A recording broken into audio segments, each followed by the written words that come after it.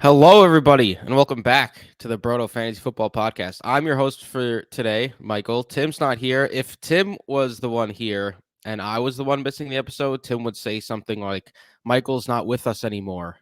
Pause and then say for this week. Because you know how Tim likes to he's very grim with his with his announcements.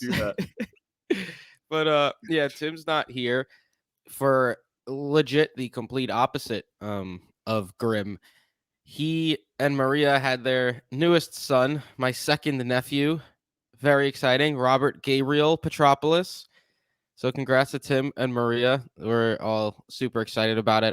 Right when I heard the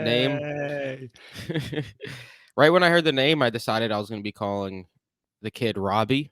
It's like I made that decision in my mind, and then we conferred with Tim, and he agreed that Robbie would be the nickname. So it's like, all right, I don't have to argue about Not Bob, Bobby.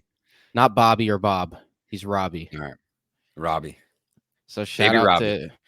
shout out to Tim, who is I mean, I think they're still in the hospital, doing the how it goes with babies. They got to make sure the baby's all good and everything. But right now, baby and mother are doing very well, healthy, good birth, and yeah, all very excited. Shout out to Tim. Good birth. Good birth. Great birth. Great birth. Yeah. So congrats to Tim and Maria, and that's why Congrats. it's me and Matt on the pod today. And with that, what we're going to be doing today is a little bit of news. We're going to go over the divisional round matchups and then head into the conference round matchups. You could listen to this anywhere, of course, as typical with our podcast, but a reminder that we are now on YouTube with all our pods as well. So if you want to see our pretty faces. Yeah, if you want to see mine and Matt's face today on a Thursday afternoon, come over to youtube.com/protofantasy and check out the podcast. With that being said, the podcast today is brought to you by none other than the Fantasy Football by Broto app. A lot of people think, it's a fantasy football app. I'm not going to need it anymore. That's completely false. You could look at any stat from the 2022 season at any time with it. We're going to be having content throughout the year as well. Matt released earlier today a podcast breaking down the championship round matchup between the Chiefs and Bengals, which we're going to be discussing later as well. We're going to be having player comps later on in the year. So keep that app on your phone. And if you don't have it yet, go ahead and download it and get the edge early heading into next season. Or even like we're going to be having Dynasty content. As you guys know, Matt is the Dynasty whiz. That's a year-round situation going on when it comes to fantasy football. There's no break in Dynasty, which is why some people love it so much. I think that's the most underrated aspect of our app is I've brought this up before, but how I discovered the app before I was ever a part of the content team was because of the player comps and like the dynasty adjacent accessibility that it offers, because it's constantly, revamping and updating and adding so many off-season perks. Yeah. And that was before we even we're getting more and more into Dynasty. Matt is going to be doing a bunch of Dynasty work for us throughout the off season. So yeah, the excitement is real. So yeah, check that out and download the app. And with that, Matt, we could dive right into the player news this week. It's going to be a little short, of course, but there are a couple things that I'm actually interested in talking about. So firstly, D'Amico Ryans is the hot candidate this year. The San Francisco 49ers defensive coordinator. Yeah, as he should be. He was a great player back in his day, and he's just really transferring that over into coaching, it seems, because he looks like he just, you could tell that he really leads that defense. Broncos beat writer Mike Kliss reported that D'Amico Ryans is the team's top candidate to fill their head coaching vacancy. If you're the Broncos, how do you feel about this? Or a Broncos fan, how would you feel about D'Amico Ryans joining the squad? I mean, I think it's the perfect fit for the one thing that you could talk positively about that team all year was how phenomenal that defense was. And obviously it got masked by the terrible offensive output and the downfall of Russell Wilson and the firing of Nathaniel Hackett and so on and so forth. But as long as they can provide him with a solid play caller and an open offensive mind as well, I think it's the perfect fit. Like, you're already not going to score on that team just because of the personnel that they have in their secondary and on the defensive line. D'Amico Ryans is their head coach and obviously would be like the de facto defensive coordinator as well, you would assume, in that situation, kind of like a Bill Belichick. I mean, That would be I think that would be incredible for that team, and it would be also put them in a position where there's a lot less pressure going into year two. The expectations are obviously incredibly low. So he Yeah. would have, I would hope, from the front office and organization, he would have a little bit more of a leash than Hackett did as well. I'd agree with you there. And the other thing is, with if the Broncos were to get D'Amico Ryans, the reason I think would be a great hire for them is the 49ers defense. The 49ers defense has some very good players, don't get me wrong. You know, Nick Bosa, Fred Warner and company, but it's not the 49ers offense. Like the 49ers offense, Debo, Kittle, McCaffrey, Brandon Ayuk. That's the defense. Like Trent they're led Williams. by, yeah, they're led by like Trevarius Ward in the secondary. Like it's not like these are household names at some of these like very primary defensive positions, and they're still just absolutely dominating week in and week True. out. And the Broncos defense, despite all of the Broncos' faults this year, their defense was still top notch, which was one of the main reasons why it was so despicable to see how bad the Broncos and Russell Wilson played, because their defense was holding teams to under 20 points a game. Patrick Surtain and company, like that defense isn't going anywhere. So if D'Amico Ryans heads there and takes over a defense that's already very good, I think that could just boost them even further. And of course, they still need to try to figure out that offense. They need to find someone who's going to revive Russell Wilson in his career. That's obviously like a Frank big, Reich, bro. Yeah, maybe Frank Reich. I That would would be not be against imagine the if they bring Broncos. in Ryans and Frank Reich, That's what I'm trying to say. Like that would be they would just, solid. yeah, yeah. So yeah, I think D'Amico Ryans would.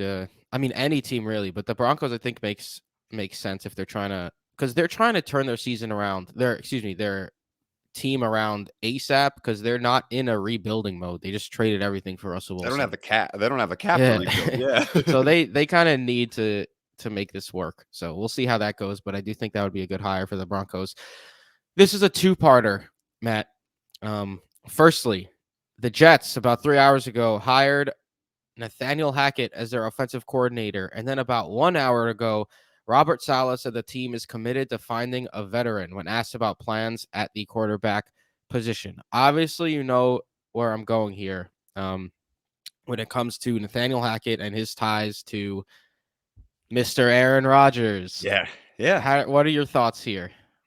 I mean, I watch. I've been a big fan of the Pat McAfee show and Aaron Rodgers Tuesdays for a long time, and just in general, not as like a Packers fan or anything, but I think it's really cool to see any athlete sit down for an extended period of time on a weekly basis and talk about the inner goings and their perceptions of the league. Stuff like that's always really cool to me. And that said, Aaron Rodgers kind of has this air about him every season where like, okay, I need to take time away, make my decisions. I'm not going to be involved with, what's going on the team. I'm talking to the GM, this and that. That said, this year does feel different. Like the way that he was talking about it on McAfee and the way that it's kind of being portrayed in the media, and there's always ties to him going somewhere else, or at least there has been for the last 2 or 3 off seasons. But this feels very legitimate.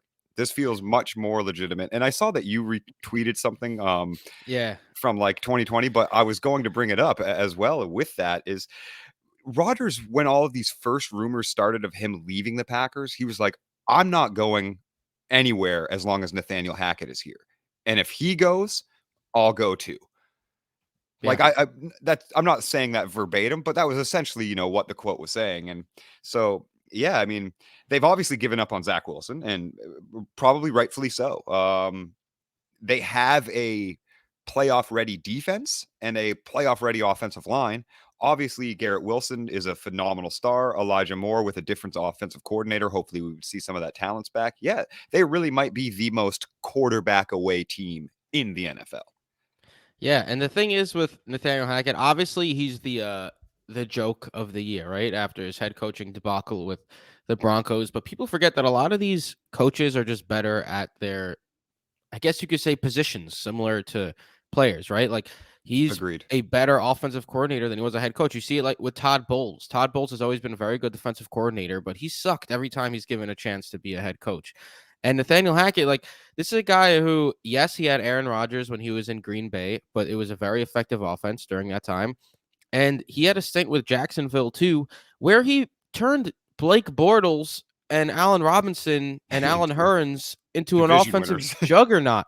Division winners. They made it to the AFC Championship game and just barely lost to the Patriots.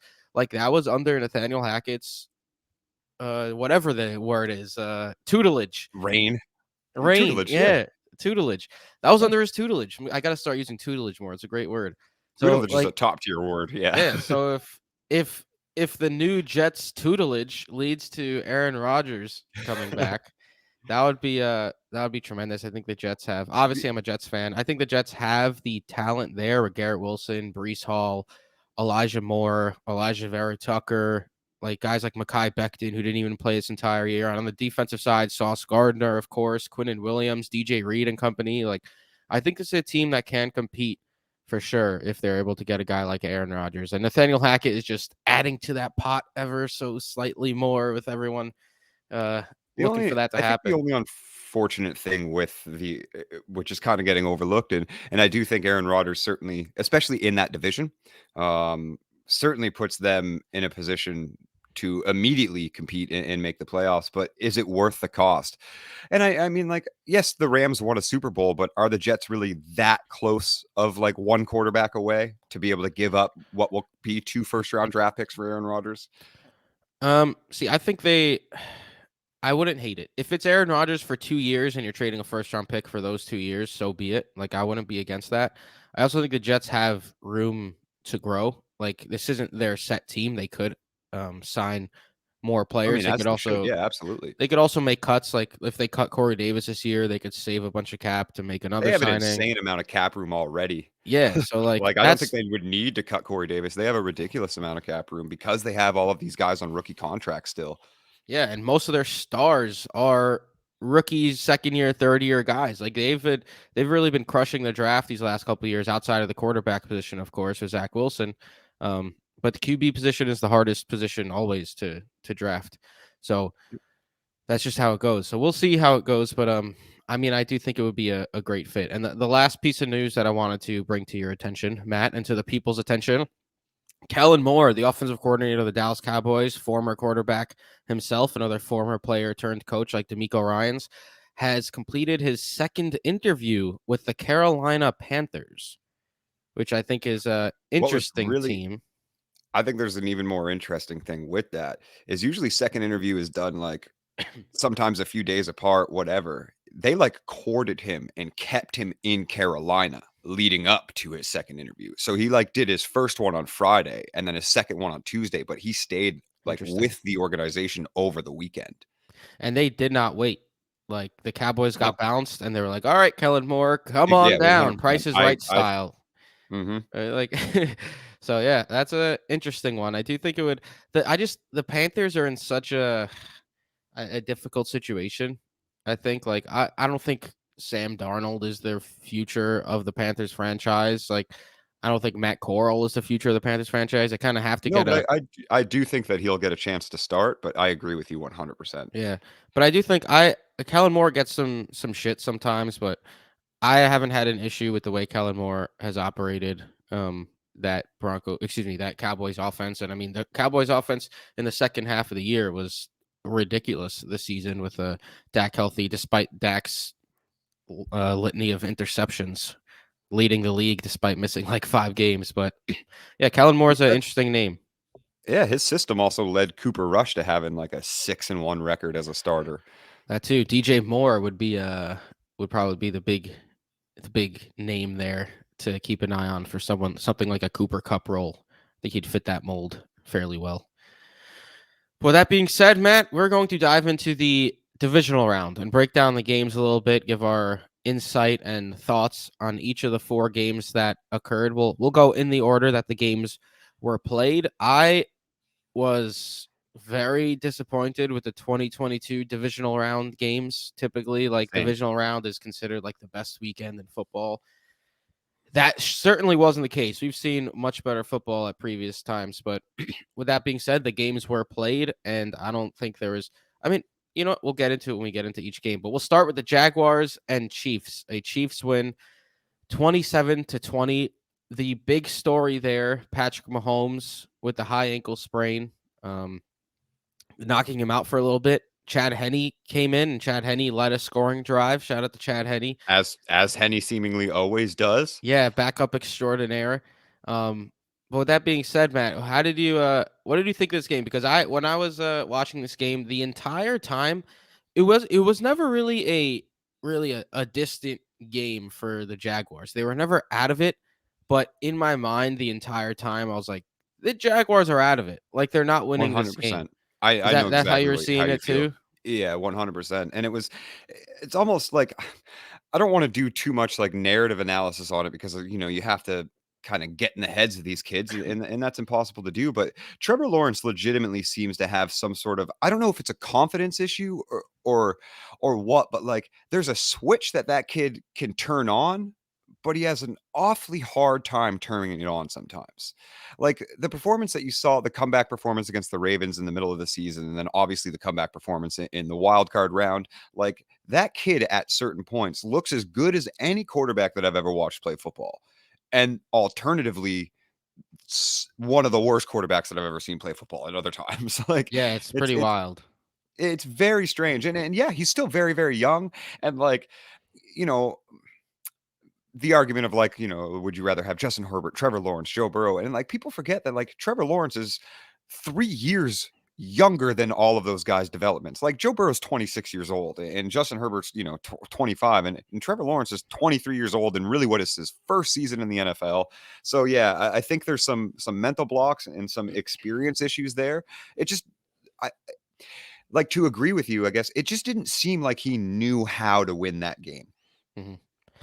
And I can't blame him either. The team is just the Jaguars team is just not as talented as the Chiefs True. team, and in my opinion, and they're maybe a year away from, if they build even further, from being a more potent team. It was a great run for them though in Trevor Lawrence's second year with Doug Peterson, but I think they're going to be very happy to bring in Calvin Ridley, another year of Travis Etienne, further away from the injury that he dealt with in his rookie season that kept him out the entire year. And on the Chiefs side, though, the Chiefs side was a little interesting to me because Patrick Mahomes did not have a huge game, 22 for 30, 195 yards, and 2 passing touchdowns. Of course, Chad Henne went 5 for 7 and it threw a touchdown. A similar QBR to Patrick Mahomes because, those two are easily replaceable when it comes down to it. Isaiah Pacheco, though, 12 for 95 on the ground, had a very good rushing game. The closest to him was Jerick McKinnon, who went 11 for 25. So Pacheco, he continues to be the clear lead back when it comes to those early down rushes. But what really was hilarious was the usage of Travis Kelce, because Patrick Mahomes was just like, I'm going to throw to Travis Kelce over and over. This guy had 14 receptions for 98 yards. Like, these weren't even downfield type passes most of the time. Like, they were just like dump offs to 4 yard Travis chunk Kelce. gains. Yeah. Yep. But he also had 2 touchdowns. And the issue with me here with the Chiefs is that Juju again didn't show up, 2 for 29. Kadarius Toney had his best game as a Chief, you could say, with 5 receptions, his highest reception total for 36 yards. Otherwise, everyone else had 1 catch. Noah Gray, Justin Watson, Isaiah Pacheco, MVS, Blake Bells, and Sky Moore. Like, they're gonna need someone to step up in the next game, I think. But we both had the Chiefs winning this game. We both had them, I think, against the spread. We said we preferred the teaser of a field goal. They ended up not hitting on the spread because the Jaguars had to score at the end of the game. Of course, that's how it always Yeah, goes. They garbage only time. won by 7, but what are you going to do? Yeah, the Chiefs move on to the championship round. Next up was the worst game of the week. By golly, was this a stinker? If Yeah. you're a New York Giants fan, the Eagles and Giants, I take back every positive thing I ever said about Brian Daboll.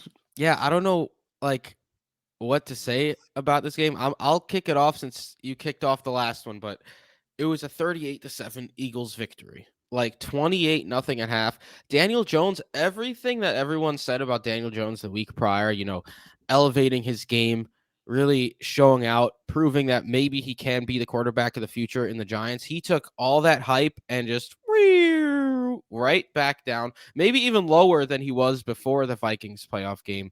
That's how bad he was against the Eagles. 15 for 27, 135 passing yards, and an interception. Like, it was just a really, really bad game. Saquon Barkley was 9 for 61 on the ground, but it's not like that. People see a 6.8 average and they're like, oh, that They should have ran the ball more. It was working. Like, no, he was getting stuffed at the line. He just happened to break out like a 45-yard rush at one point that he that he that should have took old to the damn Saquon would have house. housed. Old Saquon would Yeah, have housed. Everybody knows it. Yep. I don't even. We're yeah, not even being mean. Like yeah. Like if you're trying to get paid Christian McCaffrey money, you got to take that damn rush to the house, bro. he would. Like, I mean, there's obviously been some detriment to those injuries, man. Like old Saquon would have housed that with a defender trailing, not one or like yeah, with defenders stacked is what you call it, right? When they're like in line chasing you, right. and not one catching them from behind with a pretty poor angle at that. Yeah. And then the receiving options. Richie James went 751. Otherwise, nobody had more than 2 catches. Saquon had 2 catches, and then Breida, Isaiah Hodgins, Daniel Bellinger, Darius Slayton. Like Isaiah Hodgins has really come on of late. All just completely shit the bed. Isaiah Hodgins went 1 catch for 3 yards. It was just a despicable performance by the Giants, which was completely different from the Eagles side, which I'll let you take over the Eagles side because you had a couple guys you're probably gonna tap your back about on a little bit on the Eagles side here. Well, I mean, also I'll just start off with the one guy that kind of just cleaned the game out for them, and closed it out. And obviously that's Kenny Gainwell, and somebody that I was touting in DFS lineups, just for the simple fact of like playoff variance, and if the Eagles go up big, they're not going to run Miles Sanders into the ground. Miles Sanders did have 17 carries for 90 yards, but Kenny Gainwell opens up 112 yards, 12 carries, 1 touchdown. Jalen Hurts went 16-24 for 154 and 2 TDs, basically just didn't have to do much. Yeah, Um, they walked all over them. And seeing what Hawkinson did, Dallas Goedert opened the game up as the first touchdown scorer. And from then on, it was just, a runaway game. Obviously, Devontae Smith heavily outperforming AJ Brown once again, 6 for 61, a touchdown on 10 targets. AJ Brown 3 for 22 on 6 targets. Yeah, I feel pretty bad about having as much faith in the Giants that I did. If we're being honest, I really did kind of feel like they had a little bit of Cinderella there, and a lot of that came down to the guy that's probably about to win Coach of the Year in Brian Daboll. Um, yeah, but he was vastly outcoached by Nick Sirianni and widely outplayed by just a much more talented roster. And for all of that too, the Giants came in as dogs, obviously, but not that big of a gap. And the Eagles are kind of getting disrespected. And up until last game, the yeah. 49ers were actually the favorite odds team from the NFC to make the Super Bowl. So yeah, don't be sleeping on that team anymore. I made that mistake. Yeah, I think we both had the Eagles winning that game, but The certainly Giants thought cover the was Giants would put yeah, more of a fight in for sure. in this one. So that was a despicable game. I went out with some friends, some Giants fans friends to watch it. I actually Themi came out too. We met Shut Themi up. in person for the first time, Jason and I. It was great hanging out with Themi. Um, despite the atrocious game that the Giants put forth. That caps the Saturday games to the Sunday games. Like you pat yourself on the back a little bit with Kenneth Gainwell, rightfully so. I'm gonna pat myself on the back here a little bit with the Cincinnati Bengals beating the Buffalo Bills 27-10. Because on last week's pod, I said not only should you take the Bengals here, but you should take the Bengals -6.5 because the Bills tend to lose by a touchdown or more, and I think the Bengals are just the better team.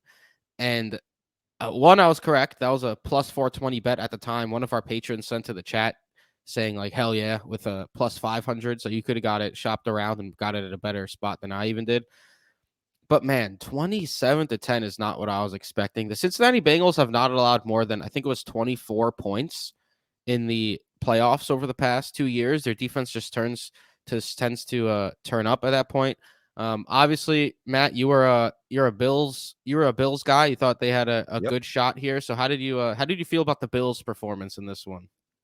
I mean, incredibly disappointed. Yeah, the Bills and the Eagles were my kind of preseason choices to make the Super Bowl outright, and half of that bet is looking pretty good, obviously, but it's Yeah, dead now that the Bills have been eliminated.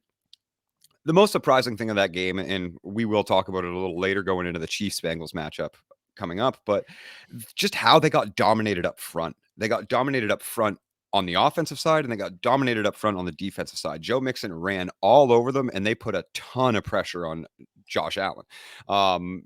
To the point that, Allen's completion percentage was the lowest in a single game in his playoff career. So that Bengals team, when everybody makes fun of their offensive line for being as bad as it is, and like, oh, Joe Burrow's so good because he's impervious to pressure, so it doesn't Yeah. matter that his offensive line is dog water. They looked phenomenal. And yeah, you can really set the tone when you go up early and then do what you can do on the defensive side, where obviously their passing game isn't what carried that game, but it was clock control. And just every time Joe Mixon touched the ball, it was a 5-yard gain, 4-yard gain, 8-yard gain, 9-yard gain. Like, no big Yeah. plays, but they just couldn't get penetration at all. Kansas City is not really known either for that side. So I was very impressed by the Bengals, and can kind of understand how they're coming in as road dog or road favorites.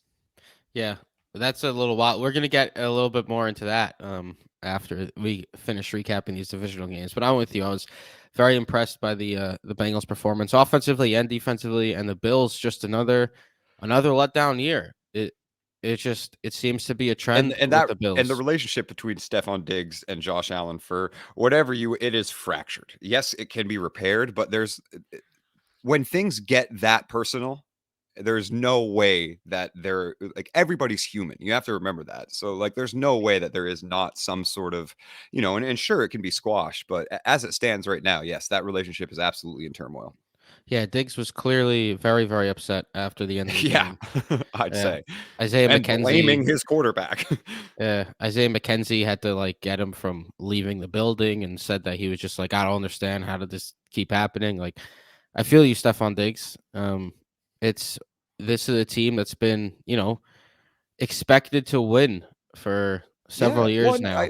I do think it might be a little explosive, but I think his frustrations are absolutely warranted Yeah, only 4 for 35 game from Stephon Diggs on 10 against Cincy. targets. I'm sure. Yeah, I'm sure he would have liked the ball a little more, but what are you gonna do? That was the impressive win from the Bengals and another letdown year for Buffalo Bills fans. Buffalo Bills fans are they have a good team, but man, they just continue when they had 4 straight losses in the Super Bowl, like they're just It's getting feeling we're in that era again semi a little. tortured. Yeah. Well, and to touch on that a little bit too, is like they're in a rough spot. Like, they kind of have to roll this team out again. Yeah. And yes, it's a very, very talented team, but you saw their general manager talking about it after the game as well. Pardon me for not being able to remember his name off the top. Bean, right? But yeah, he was like, I don't want to suck bad enough to the point that I can draft Jamar Chase. Like, Yeah. that was his mental. And it's like, okay, well, for one, you literally gave up Jamar Chase, Justin Jefferson for Stephon Diggs. And like, yes, I understand that mentality. I always want to be competing. But at a certain point, that hamstrings you to your salary cap. Yeah. Yeah. I mean, but let's see what changes they make. They certainly could get more weapons for Josh Allen. I think people are finally catching on to the fact that Gabe Davis is just a normal guy He's a and jag. not like. With that being said, the final game of the divisional round was a defensive battle between the Cowboys and 49ers here. I watching this game, it was very close the entire time. The Cowboys held the lead for a little bit. They went into half down 9-6 only after a blocked Brett Maher extra point. Funny enough, but This guy. Yeah. yeah. But It would have missed anyway, which is what's crazy about it. Like, it was yeah, blocked by like like the hook edge.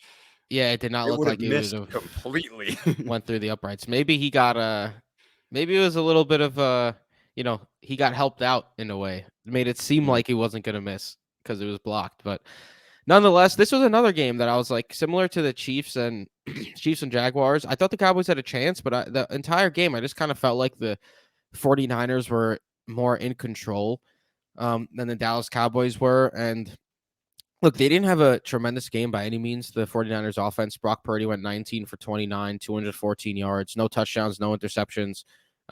George Kittle had 5 receptions. Christian McCaffrey had 6. Those are the only 2 guys with 5 or more receptions. Debo and Ayuk had quiet days. Christian McCaffrey went 10 for 35 on the ground, only scored 1 touchdown with Elijah Mitchell, 14 for 51 and he was the running back who was in, closing out the game at the end of it. So Yep. Kyle Shanahan clearly likes Elijah Mitchell as that type of guy, even though he erroneously went out of bounds when he could have slid down and ended the game. He was kind of the reason the Cowboys still had a shot.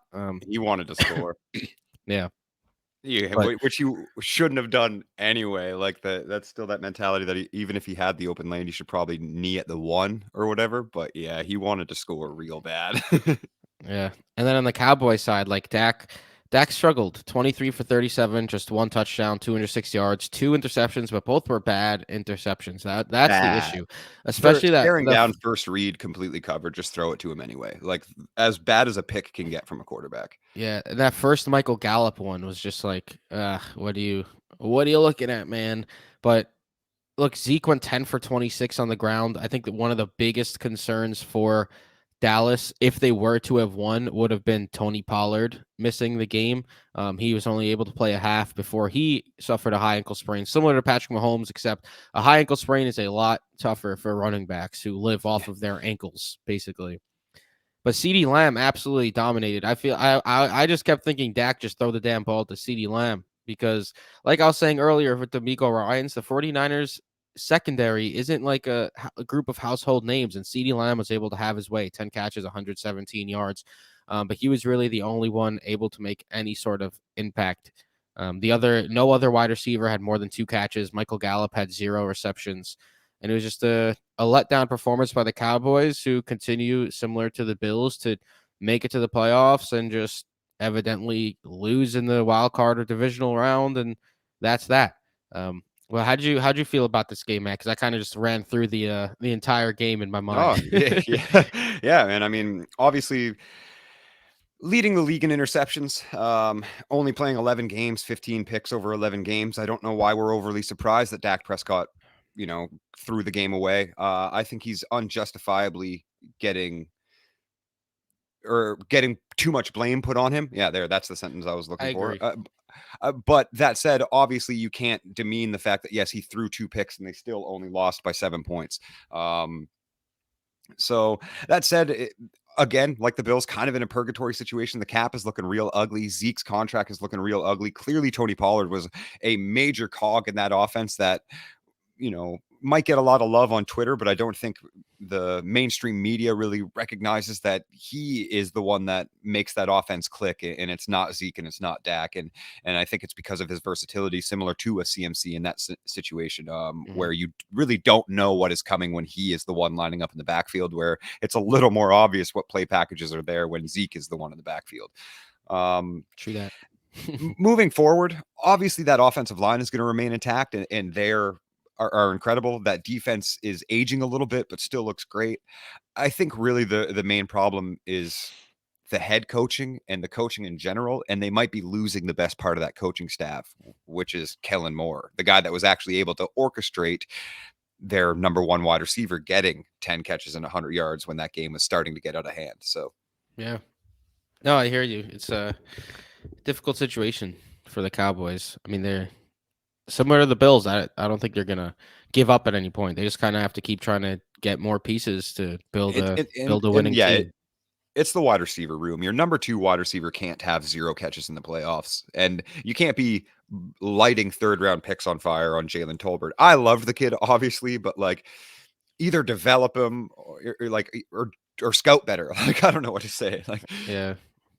Yeah, especially with like Noah Brown had 2 catches, Michael Gallup 0. It was just the CD Lamb show. Dalton Schultz had 5 catches, or T.Y. 7, Hilton but off of his couch coming in as your number two wide receiver. It's like you really yeah. have to be more prepared than that in the playoffs. To Jiminy a Cricket Hilton. Shout out to Jiminy a Cricket Hilton. Oh, with that being said, Matt, let's jump into the conference championship games, the games that have not happened yet, and that we are going to try to dissect a little bit here for you. The first game on the slate is the 49ers and the Eagles. The 49ers are 2.5 point underdogs at Philly, which means Vegas is basically saying, I don't know, man, you try to figure it out, leaving it at two and a half Facts point. though. Yeah. Um, with an over under of 46.5. What are you looking at here in this matchup? I mean, going back to my, we just kind of published my breakdowns games, but obviously in this matchup, I think the biggest storyline is Brock Purdy. Like he's directed the 49ers to 8 consecutive undefeated as a starter, but he also looked absolutely terrified against the Mm, pressure that Dallas was able to bring. They won that game, so a lot of people are ignoring it, but like 0 touchdowns, 214 yards, 0 picks, yeah, sure, 2 sacks, but also a lot of errant throws, a lot of throws into the ground because he was getting pressured. There was a moment too on the first sack that he took actually where Purdy saw the pressure break down and just like in that situation, most quarterbacks roll out, right? Like you roll out so that your front shoulder is facing the way that you're running. Instead, he just backpedaled like continuously until he was sacked. So I think that the Eagles obviously have a better defensive front and pressure line than the Dallas had. I mean, you should think that. They had yeah. 70 sacks this season, 9 players with over double-digit sacks, the best defensive line in the NFL, the most sacks of anybody in the NFL, the most QB pressures, the most hurries, the quickest time to the quarterback, all on average, 1 overall. As much as we love San Francisco's 49ers defense, the Eagles have the best pass rush in the NFL. I think the pressure that Brock Purdy is going to be succumbed to in that 49ers Eagles game is going to be much more than the Cowboys game, and I think it's going to be to his detriment. I was wondering what he would finally do when he got pressured because of how quick they released the ball, and it didn't look good.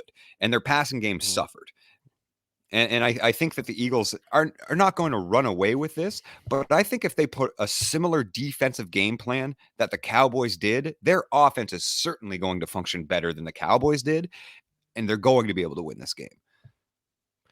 Yeah, we discussed a lot in the previous podcast because I was very torn over this game, that game, the Cowboys and the 49ers, because of the Cowboys defense and their front seven. And like you said, they were able to limit Brock Purdy's ability to make plays in that game. It was they almost won that game without scoring a touchdown. Like if McCaffrey didn't get into the end zone and kick the field goal, they would have led 13-12. And I mean, maybe they still would have held on to win that game without even scoring a single touchdown. And that's what the 49ers have done this year, held teams to limited amount of points and have been able to put together points because of the amount of weapons they have. But I kind of agree with you here, Matt, in that the Eagles secondary and pass rush, you could argue, are both better than the Cowboys. And like the Giants on one end, when you come to the Giants, you either say, wow, how bad is the Vikings defense? Or you say, wow, how good is Yeah, the Eagles I defense? think you say both. I Yeah. really do. Because he absolutely shut down Daniel Jones and company. And as much as I say Daniel Jones isn't the answer and all that, this isn't the Giants offense wasn't an offense that got just completely shut down every week this year. Like they were good enough to make the playoffs, and they had some big games as you saw against Minnesota as well in the playoffs. So I the issue here for me is Brock Purdy's ability to make plays. I'm not sure he's going to be able to do it at the rate needed to beat a team like the Philadelphia Eagles, who on the other side of the ball, Jalen Hurts, AJ Brown, Devontae Smith, Dallas Goedert, Miles Sanders, like this is a team that you could compare. Like they're not the 49ers offensive positions, but you could I compare it. I think they're very close. I Yeah, mean, I do genuinely believe that AJ Brown and Devontae Smith are both better than Debo Samuel or Brandon Ayuk. Like I think yeah, Devontae is better than Debo. I think obviously AJ is better than both of them as well. To that point, yeah. Goddard and Kittle obviously a little edge to Kittle, Sanders, CMC edge to CMC, but it is that close. And obviously Jalen Hurts much better than Purdy. So yes. Yeah, And so I'm offensive lines too. Like the Eagles do have the best offensive line in the NFL, and the 49ers have the second best. exactly. So that's how I'm looking at this too. At home, the Eagles as well. I lean here the Eagles money line if I were to bet this, the Eagles money line, but I think the under 46.5 is more appealing to me than the over. I think this is another ugly-ish type game where the Eagles maybe pull out like a 23-20 type victory. Um so if I had to bet, I mean I am going to bet this game. I'm probably going to put some Facts. on the Eagles money line. I don't know if I'm gonna do the spread of -2.5. That one's a bit tougher, I think. But if I was forced to bet the spread, I would do the Eagles -2.5. No fun moving of the line for me this time like I did with the Bengals last week. I think I just leave it as is. How are you feeling about the spread and the over under in this one? 46.5 was I the over actually, under. yeah, I do think that my predicted score had it just over. Like I think my predicted score had it at 47. So obviously leaning the over a bit there. Um, Eagles money line as well. Yeah, I do think again, not a runaway game. I think the Eagles run away with it, but I would be remiss if I didn't bring this up. One of the cooler stats or kind of cooler narratives that I found when I was researching this game. Um, no rookie quarterback has ever started in a Super Bowl. So meaning like no rookie quarterback has ever won a conference championship. Not only has no rookie Wow. quarterback ever won a conference championship, there's only been 4 in NFL history that have ever started one. You had Sean King in the or Sean King. Oh, what was it? Anyway, King, Roethlisberger, Flacco, Sanchez are the 4 starters. They Mark combined for Sanchez, baby. they combined for a 51.8 passer rating, 9 interceptions, 4 touchdowns, and 196.8 yards per game. Those are the 4 rookie quarterbacks that have ever started in a conference game. So Mark Sanchez, obviously not that great, but like those other 2 guys are Hall of Fame quarterbacks. Okay, Yeah.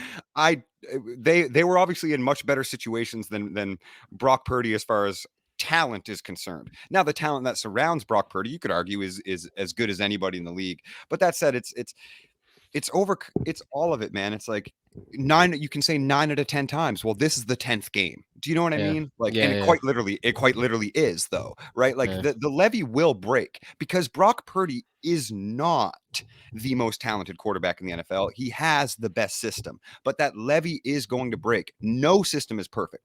Every team loses games any given Sunday. And I don't think that he can stand in front of the pressure of Hassan Reddick and company for another 60 minutes and do what he's been doing with enough success to win that game. So look at us, both on the Eagles in this one.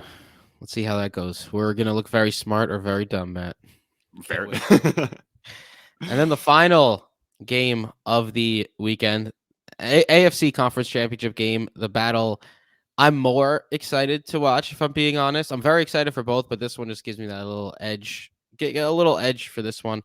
The Bengals and the Chiefs, where on FanDuel, at least, the Chiefs are now 1-point favorites again. So it's swung back into the Chiefs' favor. Okay.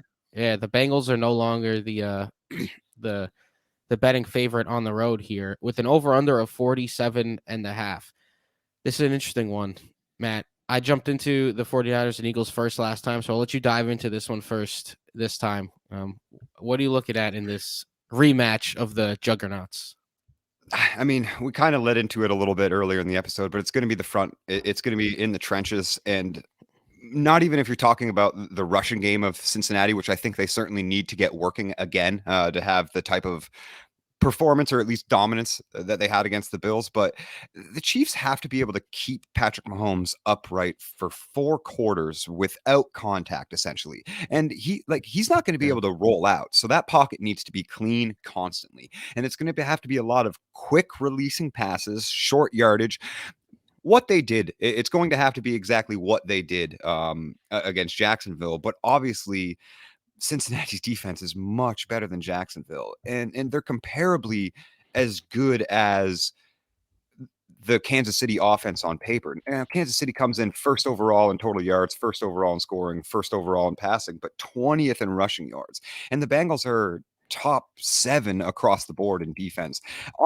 Struggling a little bit against the pass overall on paper, but have improved vastly during the playoffs and to close out the season as well. Yeah, you're going to burn Eli Apple, but the rest of that secondary and that defensive line putting the pressure that they can, very, very capable defensive unit. I'm starting to lean. The more that I open this game up, I'm leaning the Bengals. I think that the Bengals might take this one on the road. Burrow undefeated against Mahomes in his career. It would be a 4-0 sweep in 2 seasons. The last time that they played in this position, too, Joe Burrow was down 21-3 in the second quarter and ended up winning 27-24 in overtime. Like this is This is a game that I would be a lot more bullish on the Chiefs if Patrick Mahomes wasn't on one leg. Yeah, I just think when it comes to Patrick Mahomes, like they're gonna have those cortisone shots ready and pumped into his leg. Um, he's Yeah, practicing. I mean, He's the dark practicing side of in the NFL. full. Yeah, Yeah, in full. he's He's he's definitely practicing, going to which be is on all of it. yeah. And it's still Patrick Mahomes. One of my main concerns here though is that like will Patrick Mahomes really lose back-to-back years at home in the conference championship against the Bengals? It's similar to like Tom Brady, right? The second time he played the Giants in the Super Bowl, it was like, is he really going to lose to the Giants again But he in the did. Super Bowl? And he did, yeah. So it's like, but I'm a huge Patrick Mahomes guy. Like I thought it was silly that people were fading him this year. I think he's like one of the best quarterbacks to ever live. So I always kind of lean Agreed. Yeah. his way. As 1 point favorites, it was the Bengals +1. This is another one where Vegas is like, you try to figure it out, man. Like, I don't know how it's gonna play out. Oh, they're just trying to get even money. There was no way they would had Yeah, any money on the Chiefs if they opened up as like 7-point home favorites, yeah. That's all Vegas is always or trying to vice get. versa. You know what I'm Vegas trying to is say? Any just money trying on to the get. Bengals? Yeah, Vegas is trying to get 50-50 on both sides and Exactly. make the vig and call it a day. But with that being said, like the issue with me is like you mentioned, if the Chiefs have to play like they did against Jacksonville with Travis Kelce catching 14 balls, not even And surpassing still 100 under 100 yards, yards. Yeah. yeah, and no one else really in that offense making a huge impact, like they're gonna need Juju to make some plays downfield. They're gonna need Kadarius Toney's quickness now that he's getting back into the game. Like the MVS has not been that deep ball specialist that they wanted him to be. He caught a 6-yard touchdown this past weekend. That was his only catch. Justin Watson has shown some flashes downfield. Sky Moore, as we know, has not been the rookie, has not made the rookie impact that they wanted him to make. And then you got Jerick McKinnon, who's been lethal out of the backfield, but lethal out of the backfield is what I want as like my third or fourth or fifth option, Yeah, not my facts. second option. I don't want to rely on my running back as like my second pass catcher because those are behind the line of scrimmage throws and or 4 to 5 yard throws. So that's the issue for me here with the Chiefs on the Bengals side. Like they're just they're rolling on all cylinders right now, man. Just the domination against the Bills, they're riding on a high and like it's hard to look at this team who's won 10 in a row, I think now with Joe Yep. Burrow and company. Joe Burrow and Jamar Chase have 10 in just a been row on and 12 of 13. yeah, They're Burrow ridiculous right now. Burrow and Chase have been on another level of late. Chase has kind of made T. Higgins fall to the side a little bit as like the main option there. And the running game has been decent enough. Like, you know how we feel about Joe Mixon on this podcast. Well, I don't want to speak for Matt, but you know how the bros feel No, about we Joe feel Mixon about Joe Mixon. You on can this use me. podcast. So So for me, efficient. it just comes down to this game. I think this game's going to be one of those nail biters, 2-minute drill. Who ends up wanting it more? I think if I had to bet, which this game is just very hard to bet on. Um, I lean the Chiefs. I don't see them losing to the Bengals again in Arrowhead for the second year in a row in the conference championship, despite the Mahomes injury and despite all that. I think I give the slight edge to the Chiefs here, and I'd pick the over as well of 47.5. I know the Bengals defense has been very good in the playoffs these past couple of years, but I think this is more of a who could score more points type of game. I do not see this game being even like 24-20 would be 44 points. The over-under's at 47.5. I think one of these teams Yeah. surpasses 30, and I don't think and I don't think there's a blowout in the books here either. So I like the over in this one. A little bit more confident about the over than I am the Chiefs, but Chiefs and the over is my pick here.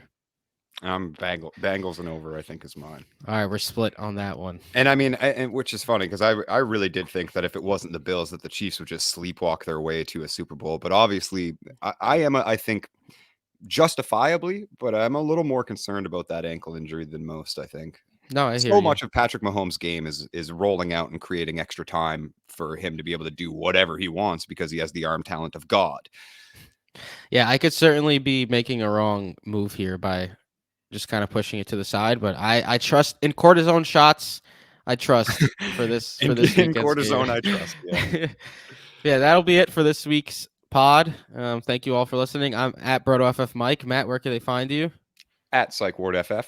You can find Tim at BrotoFF Tim, Jason at BrotoFF Jason, Cass at BrotoFF Casanova, at Broto Fantasy on Twitter, at FF by Broto. All that good stuff. Download Fantasy Football by Broto app. Become a Patreon patron if your heart so desires. Extra patron pod every week. We're going to record the patron pod right after this. We're going to recap some awards that we gave out and create a DFS lineup. Last week's DFS lineup included Kenneth Gainwell. Shout out to Matt, who he touted last week. So that's what we're going to be doing for this week. But yeah, it's you could also get access to the Discord, just $3 a month. So if you feel kind enough and willing enough to, come on over, give it a shot. I promise you it'll be a great time and you'll get a lot of information and things of that sort. So thank you all for listening. Good luck to the teams playing this week. Good luck to all you guys betting out there. Bet safely, and we'll see you next week. Later. Peace.